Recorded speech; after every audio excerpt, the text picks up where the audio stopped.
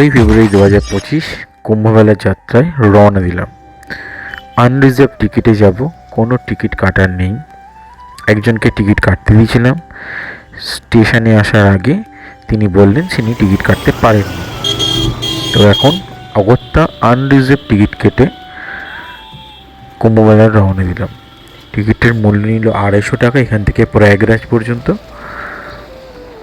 এবার ট্রেনে ওঠার পর দেখছি কোনো রকম ব্যবস্থা করা যায় কিনা। আপনারা সবাই ভাবছেন হয়তো যে আমি হঠাৎ ট্রেনে করে কেন যাচ্ছি। আমার 2 অফিস কলিগের রিকোয়েস্টে আমি আজ ট্রেনে করে যাচ্ছি। নইলে আমার যাওয়ার প্ল্যান ছিল 13 তারিখ ভোরবেলা আমার বাইকে করে, মানে আমাদের প্রিয় বেবি মনস্টার করে, কিন্তু সেটা আমি ক্যান্সেল করে আমি এখন ওদের সাথে ট্রেনে করে যাচ্ছি। তো যাই হোক, ট্রেনে ওঠার আগে সামান্য খাবার জন্য কিনলাম খাবারটা, কিন্তু খেতে পারলাম না, ফেলে দিতে হতো। এত জঘন্য খাবার আমি জীবনে কখনো খাইনি। তো আপনাদের অনুরোধ রইল, এই হোটেলটাতে কখনো কোনো খাবার কিনে পয়সা নষ্ট করবেন না, যথেষ্ট জঘন্য খাবার। অবশেষে ট্রেনে উঠলাম, ট্রেন ছেড়েও দিয়েছে, কিন্তু কোনো রকম সিটের ব্যবস্থা এখনও হয়নি। যা কন্ডিশন দেখছি, স্লিপার যারা রিজার্ভ টিকিটে আছে তারাও ভালোভাবে শুতে পারবে বলে আমার মনে হচ্ছে না, সকলকেই বসেই যেতে হবে। এবং এখনই ট্রেনের মেঝের মধ্যে, মানে ফ্লোরের মধ্যে অলরেডি লোকজন বসে পড়েছে। টিটির সাথে কথা বলে টিকিটটা কনফার্ম করানো বলা ভুল, ফাইন দেওয়া হয়েছে 430 টাকা করে। 430 টাকা করে দিয়ে একটা যাওয়ার ব্যবস্থা করা হয়েছে, সিটের ব্যবস্থা না। এবারে যেতে হচ্ছে এরমভাবে, দেখুন শুয়ে আছে একজন আমাদেরই অফিস কলিগ, পাখার উপরে পা তুলে দিয়ে শুয়ে আছে। আমি আর অত রিস্ক নিইনি, আমি মেঝেতে একটা কাগজ পেতে বসে ঘুমিয়ে পড়েছিলাম। আমার লাইফের সবথেকে ডিজাস্টার ট্রেন জার্নি। সারা রাত ট্রেনের ফ্লোরে বসে লোকের পায়ের গোতা খেয়ে প্রয়াগরাজ যাচ্ছি, পাপ ক্ষয় করতে হয়তো। যাই হোক, সকাল হয়ে গেছে, অলরেডি আমরা ইউপিতে ঢুকে গেছি, আর বেশিক্ষণ লাগবে না। যথারীতি যে টাইমে প্রয়াগরাজ স্টেশন পৌঁছানোর কথা তার থেকে 4 ঘন্টা লেট চলছে ট্রেন।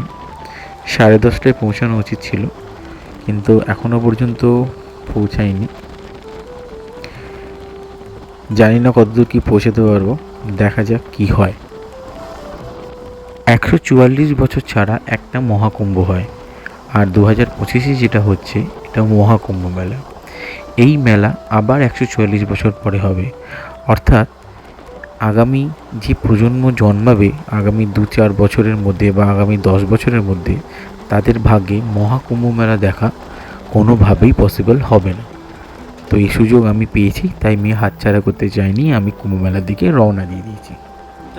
पैदल जा रहा है, সবাই ট্রেন থেকে নেবে, পায়ে হেঁটে চলে যাচ্ছে, আমরাও তাই করবো ভাবছি। এখান থেকে এসে ওরা এই পাঁচিল টপকে পালিয়ে যাচ্ছে। প্রয়াগরাজ চক ঢোকার আগে ট্রেনটাকে দাঁড় করে দিয়েছে, অলমোস্ট এখনও 20 কিলোমিটার মতন বাকি আছে। শোনা যাচ্ছে সামনে এখনও 3-4টে ট্রেন আছে যেগুলো খালি হবে, তারপরে এই ট্রেনটা ঢোকাবে। আমাদের পরেও আরও একটা ট্রেন দাঁড়িয়ে আছে, তো আমরা ডিসিশন নিলাম আমরাও নেবে এখান থেকে সামনে হাইওয়ে দেখা যাচ্ছে, সেখান থেকে টোটো বা কিছু ধরে যাব। শেষ ট্রেন থেকে নেবে আমরা হাঁটা শুরু করেছি। এই ট্রেন দাঁড়িয়ে আছে, ওইদিকেও একটা ট্রেন দাঁড়িয়ে আছে। তো আমরা এখান থেকে অটো আমরা দেখে নিয়েছি, এই হচ্ছে গ্রামের পরে মেঠো রাস্তা, সব নেবে হাঁটছে। অ্যাডভেঞ্চারের উপরে অ্যাডভেঞ্চার। মিস করছি আমি আমার বাইকটাকে মিস করছি খুব। লাইফের একটা ভুল ডিসিশন, অন্যের কথা নিয়েছে। আজকে আমি হেঁটে হেঁটে যাচ্ছি প্রয়াগরাজ। হরিদ্বার, নাসিক আর উজ্জৈন, এই 4টে জায়গায় মোট কুম্ভ মেলা হয়। তার কারণ হচ্ছে অসুররা অমৃত কলস দেবতাদের কাছ থেকে নিয়ে পালিয়ে যাওয়ার সময় তার থেকে 4 ফোঁটা অমৃত পৃথিবীতে পড়ে, আর সেই 4 ফোঁটা অমৃতই 4টে জায়গাতেই পড়েছিল। আর 12 বছর ছাড়া এই কুম্ভ মেলা হওয়ার কারণ এটি বৃহস্পতি গ্রহকে উৎসর্গ করে মেলাটি পালন করা হয়। আর বৃহস্পতি গ্রহ সূর্যকে এক পাক ঘুরিতে সময় লাগায় 12 বছর, তাই 12 বছর অন্তর একবার এই কুম্ভ মেলা হয়। পাওয়া গেছে, এখান থেকে আড়েল ঘাট যাবো। আড়েল ঘাটের পর্যন্ত যাবে না, 1 কিলোমিটার পর্যন্ত যাবে।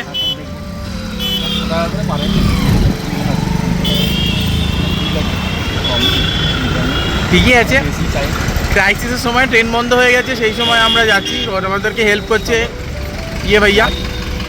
পার হেড 100 টাকা করে নেবে, আমাদের সেক্টর 25-এর মুখ পর্যন্ত দিয়ে আসবে। अरे সেখান থেকে আবার বাইকে করে যেতে হবে। हम तो बाइक से ही आने वाले थे, लेकिन बाइक छोड़ के ट्रेन से आ गए। जैसे आपको वहाँ संगम जाना है ना, हाँ, बाइक भी उधर मिलेगी। अच्छा यहाँ मैं उतारूंगा, उस पार से बाइक मिलेगी आपको। अच्छा तो बाइक से आपको तब घाट तक ले जाएगा, अच्छा। जहाँ नहाने होता है हाँ, वहाँ। ये सब रास्ता नया हुआ है। बहुत लंबा हाईटेक सिटी है ये। तो वहाँ से यहाँ पे गाड़ी नहीं दिख रही है ना, हाँ, इतनी गाड़ी दिखेगी, गाड़ी थी और जनसंख्या कमी नहीं थी।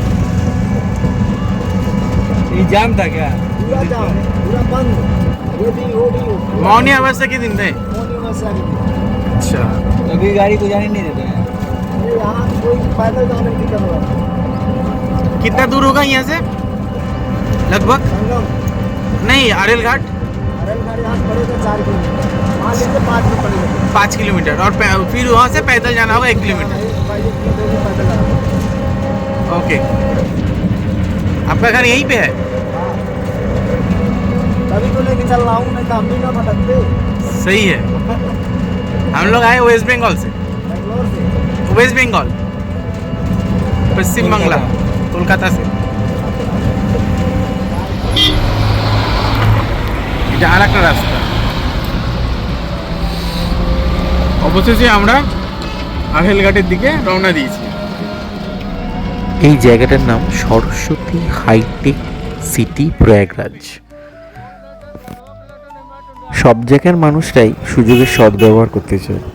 প্রথমে বাইকওয়ালারা আমাদেরকে এক একজনের জন্য 500 টাকা করে ভাড়া বলেছিল, তারপর এখানকার স্থানীয় পুলিশদের ইন্টারাপশানে সেটা 150 টাকায় নেমে আসে। এবং দেখলাম এখানকার প্রশাসন যথেষ্ট সচেতন সাধারণ মানুষের সুযোগ সুবিধা দেখার জন্য। তো যাই হোক, ধন্যবাদ ইউপি প্রশাসনকে, তাদের জন্যই আমাদের 500 টাকার ভাড়াটা 150 টাকায় নামে। এখন যে রাস্তাটার উপর দিয়ে যাচ্ছি দেখে যেন মনে হচ্ছে আমরা নদীর উপর দিয়েই যাচ্ছি। হয়তো একসময় এখানে নদী ছিল, কিংবা বর্ষাকালে এখানে জল চলে আসে। তো একদমই ওবর খাবর রাস্তা রয়েছে, পুরো গর্ত, জল জমে আছে, কাদা, কোথাও কোথাও এতটা ধুলো যেন মনে হচ্ছে ধুলোর সমুদ্র, তার মধ্যে দিয়ে বাইক যাচ্ছে। বহু জায়গায় গাড়ি পার্কিংয়ের ব্যবস্থা করেছে। সামনে একটা সিচুয়েশান দেখলাম, একজন ব্যক্তি কোথায় গাড়ি পার্ক করেছে সেই জায়গাটা ভুলে গেছে এবং সম্পূর্ণ প্রয়াগরাজ ঘুরে ফেলেছেন। এখনও তিনি তার গাড়ি কোথায় পার্কিং করেছে সেটা খুঁজে পাচ্ছেন না।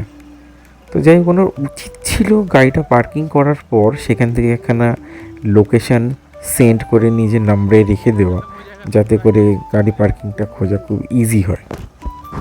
উনি করেননি, ভুল করেছেন, এখন খুঁজে বেড়াচ্ছেন। ভাঙা চোরা এবড়ো খেবড়ো রাস্তার উপরে লোহার সিট পেতে দিয়েছে, তার উপর দিয়ে গাড়ি যাচ্ছে, কিন্তু রাস্তা এতটাই বাজে যে গাড়ি ঘোড়ার মতন যাচ্ছে, আর ধুলোর মধ্যে চাকা ঢুকে যাচ্ছে। পুরো ধুলোর একখানা সমুদ্র হয়ে রয়েছে, তার মধ্যে দিয়ে বাইক চালিয়ে চালিয়ে যাচ্ছে।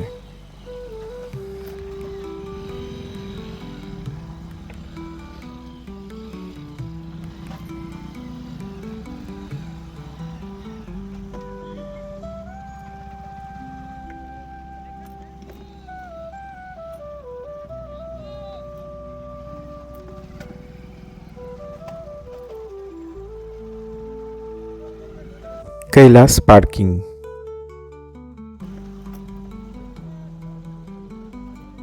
পার্কিং করা গাড়িগুলোর উপরে কেমন ধুলো পড়েছে দেখো, যেন হচ্ছে ধুলোর ঝড় হয়েছে। গাড়িগুলো যেন মরুভূমিতে দাঁড় করানো রয়েছে। বিস্তীর্ণ জায়গা, মাঠ, ফাঁকা জায়গা, ল্যাম্পপোস্ট লাগিয়ে দিয়েছে, ইলেকট্রিসিটির ব্যবস্থা করেছে, দুর্দান্ত ব্যবস্থা। এরকম ফাঁকা জায়গায় এত কিছু ব্যবস্থা করা একটু চাপের বিষয়। यही है वो 10,000 वाला टेंट जो एक टेंट का 10,000 पर डे लेता है।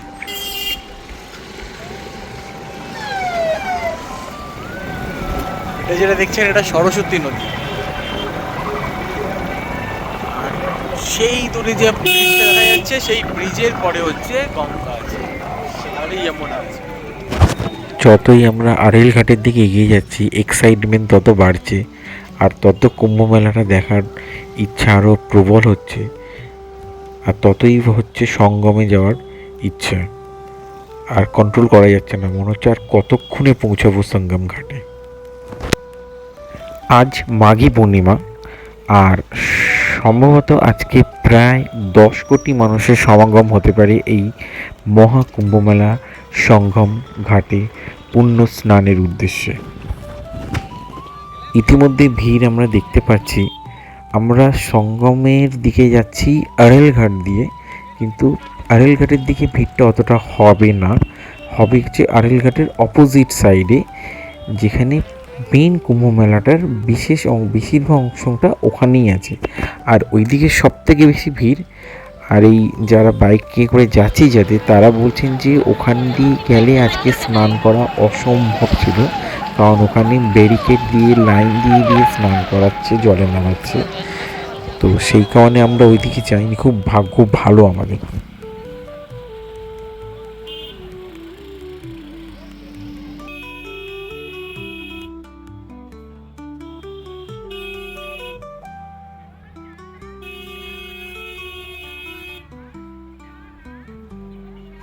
খুব সুন্দর ব্যবস্থা করা রয়েছে এখানে।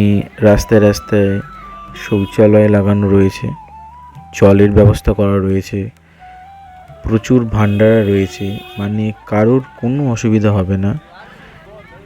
রাস্তায় থাকার ব্যবস্থা রয়েছে, কেউ যদি এই মাঠের মধ্যেও থেকে যায় তারও কোনো সমস্যা হবে না, সেফলিভাবেই থাকতে পারবে। সারা পৃথিবীর মানুষ আজ এই কুম্ভমেলায় এসে জড়ো হচ্ছে। এই কুম্ভমেলা আর বেশি দিন চলবে না, শিবরাত্রি দিন পর্যন্ত চলবে। এই হচ্ছে আমাদের সঙ্গমের ঘাট, আর এই হচ্ছে আড়েল ঘাট। এখান থেকে আমরা নৌকা ভাড়া নিয়ে সঙ্গমে যাব এবং সেখানে স্নান করব।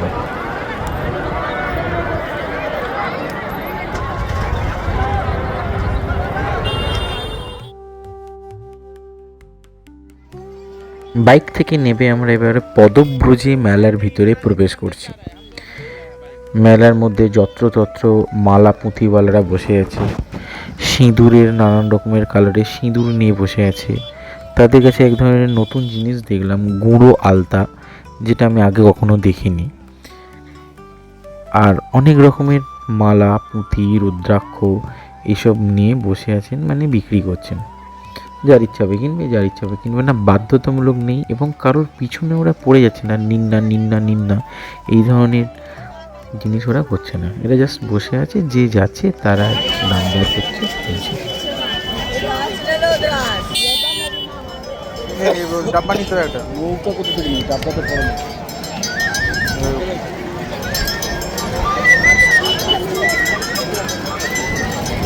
भैया ये डब्बा कैसे दिए? 100 रुपये। 100 টাকা। डब्बा है जी, डब्बा भी नहीं है। ये डब्बा 100 रुपये का। कल के डेट में आई होकर के 200 चल। और हाइस कितने में बेचे हो? कैसे? कहाँ देंगे? 3 लेंगे कितने देंगे बोलो? नहीं पड़ेगा। 100 रुपये लेंगे, ये तो 30-40 का डब्बा है। भैया 30-40 के है, 30-40 के लिए सोना भरा। এই যে বাউন্ডারিটা দেওয়া রয়েছে দেখতে পাচ্ছেন, নীল রঙের, ভালো করে লক্ষ্য করে দেখা যাবে। এর এই পারি থেকে সবাইকে স্নান করতে হবে। আর এখানে হাঁটু পর্যন্ত জল নেই। কেউ যদি ভালোভাবে স্নান করতে চায় তাহলে তাদেরকে নৌকা ভাড়া করতে হবে। নৌকা ভাড়া করে মাঝখান নিয়ে যেতে হবে, তবেই তারা হয়তো কোমর পর্যন্ত জল পাবে। একদম গলা পর্যন্ত জল বা জলে ডুবে যাবে এরকম জল এখানে কোথাও নেই। এখানে ম্যাক্সিমাম কোমর পর্যন্ত জল পাওয়া যাবে।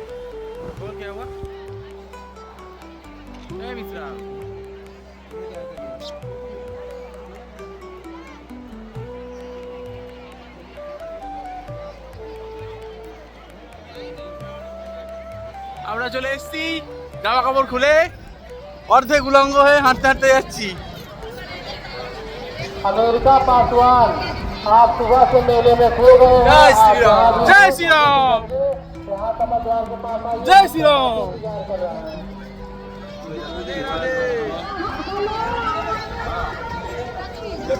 একজনের 500 টাকা, তাও অনেক দর কষাকষি করে বার্গেনিং করে হয়েছে।